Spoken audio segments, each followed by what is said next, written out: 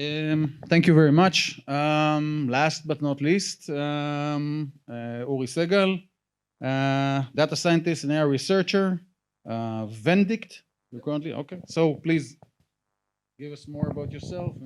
Thank you, Uri. So my name is Uri Segal. I'm the head of research at Vendict, which is a small startup in the GRC, the governance, risk, compliance, security world, everything related to that. And what we do is basically respond automatically to security questionnaires based on previous textual data of our clients. And I'll pick up on something that Oren said before. I'm used to talking to security people and I'm used to talking to NLP people, but I've never had like the whole spectrum. So I'll try and bore everyone equally, I guess. So what I will talk about is our experience with mitigating hallucinations within automated questionnaire filling in the security world. So now that we are in the world of LLMs, almost everyone can tell you that there's a standard response, there's a standard recipe for answering questions based on a knowledge base, which is to cut up the text of that knowledge base, index it somewhere, and when a question arrives, you retrieve the most relevant entries from your knowledge base index, and then you use some generative LLM to try to answer the question based on the most relevant entries. And this is like a very general recipe that everyone uses, but it's like the off-the-shelf tools that are meant for that are really not applicable for restricted domains where you want increased accuracy, increased faithfulness, and obviously a lack of hallucination, which is the case in our company. Obviously, our clients need to reply to security questionnaires, and they need to reply accurately, and everything that goes beyond that is a fail.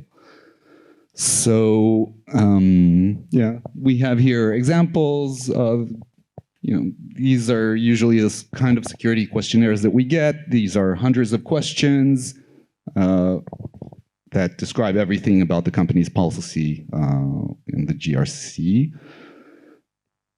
And one of the problems, as I said, was the problem of hallucination, which is using a generative model, even when we provide it with what we think are relevant entries, we cannot be 100% sure that the outputted answer will be correct.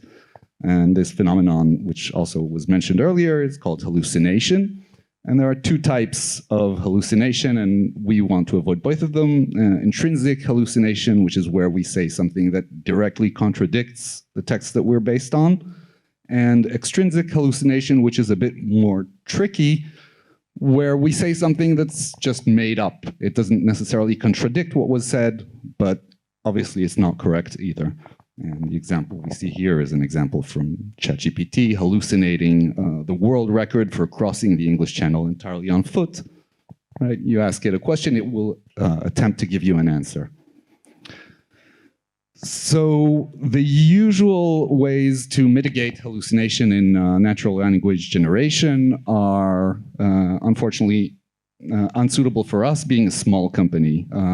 Training methods to reduce hallucinations, such as reinforcement learning with human feedback and a lot of effort in data curation, is something very costly and probably available only to the big companies.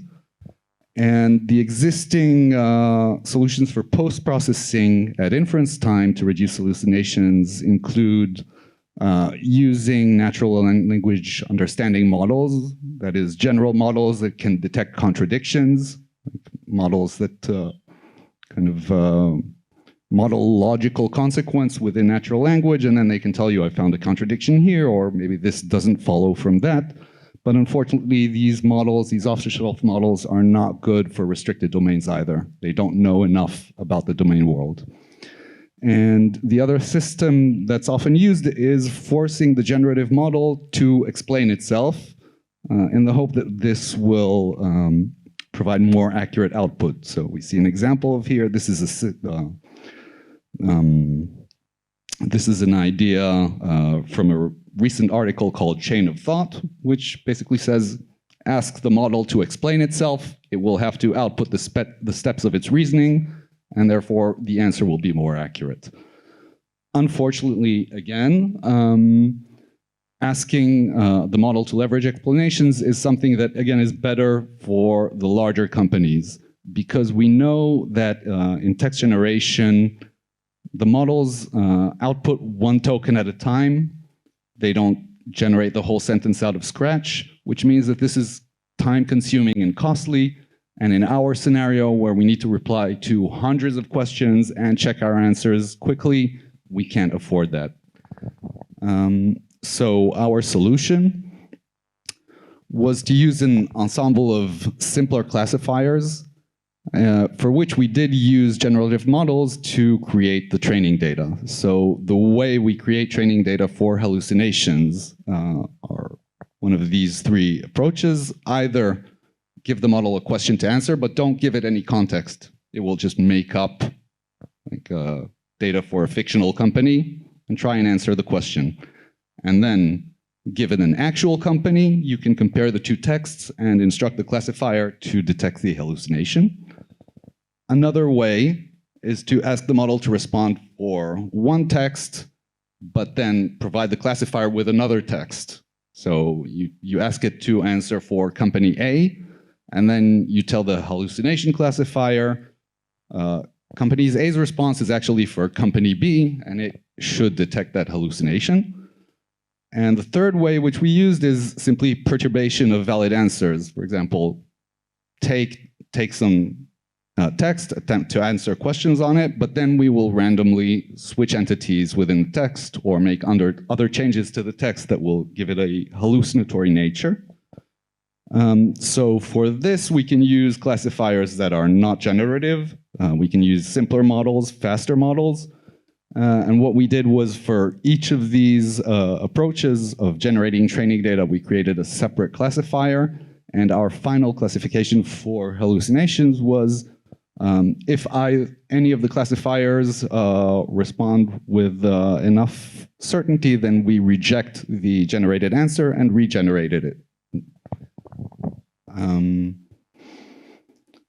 This approach did lead to a significant reduction in hallucinations. And yeah, that's pretty much what we did. I hope this will be useful. Our future challenges, since we are a small company, we still don't have a large benchmark data set. This was mostly like the same way that we created our training data. We created test data, or we tried to handpick examples of hallucinations, but they were not very frequent.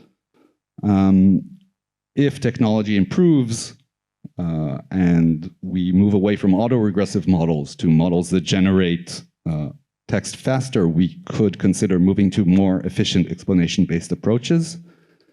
And we still have issues with improving detection when the input context is long, so we anticipate further work on that. Thank you.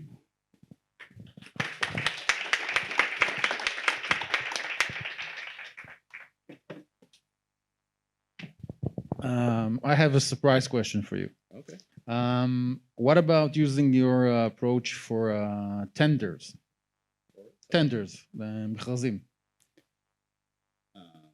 We ask a lot of questions. Some, it's free answers. A lot of places the supplier would answer A in the first line, and we ask a very similar question. He answers differently on another line. Can we use your approach to detect, discrepancies?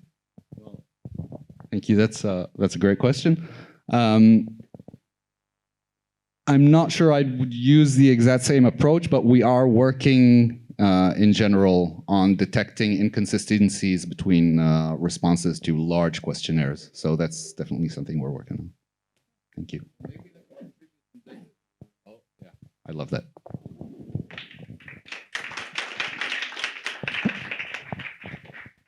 I'm afraid we're done. You would have to go home, I think, right? Is there something additional? Someone? Okay, so sorry, we have closing remarks from Professor Irad Bengal. Are you here? Okay. Going once, going twice. So, okay. So guys, have a good night. Thank you for coming.